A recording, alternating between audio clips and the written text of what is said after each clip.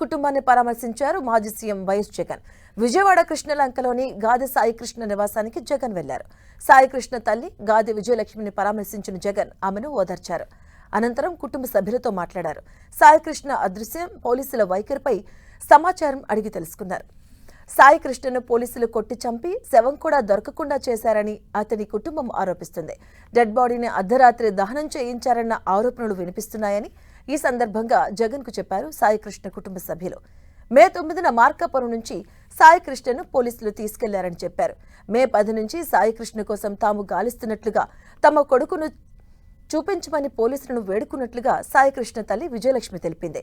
నీ కొడుకు ఇక్కడ లేడనుకో అంటూ సిఐ నాగరాజు నిర్లక్ష్యంగా తనకు సమాధానమిచ్చారని జగన్ కు తెలిపింది సాయికృష్ణ తల్లి విజయలక్ష్మి. ఎలాంటి ఆందోళన చెందవద్దని, పార్టీ తరపున కుటుంబానికి అండగా ఉంటామని విజయలక్ష్మికి జగన్ హామీ ఇచ్చారు.